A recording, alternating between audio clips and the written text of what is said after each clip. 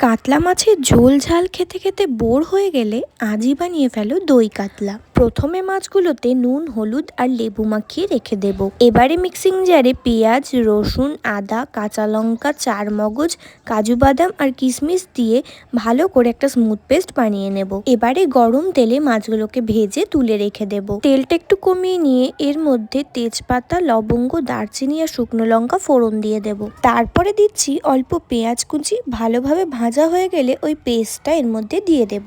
এবার এটাকে ভালোভাবে কষিয়ে নিয়ে দিয়ে দেব বেশ খানিকটা ফেটানো টক দই। আবার কিছুক্ষণ ভালোভাবে কষিয়ে নেব যাতে কোনো কিছুর কাঁচা গন্ধটা না থাকে। এরপরে দিয়ে দেব নুন, চিনি, জিরে গুঁড়ো, ধনে গুঁড়ো আর গোলমরিচ গুঁড়ো। মশলাটাকে কষিয়ে নিয়ে দিয়ে দেব বেশ খানিকটা গরম জল।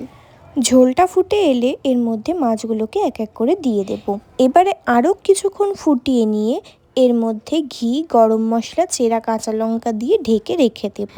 ব্যাস তৈরি অসাধারণ স্বাদের দই কাতলা। একবার হলেও অন্তত এটা বাড়িতে বানিয়ে দেখো, ভোজবাড়ির থেকে কোনো অংশেই কিন্তু স্বাদে কম হবে না। আমি একটু শুকনো করা গ্রেভি খেতে পছন্দ করি বলে কম জল দিয়েছি। তোমরা চাইলে আর একটু জল দিয়ে বেশি ঝোলঝোল করে খেতেই পারো।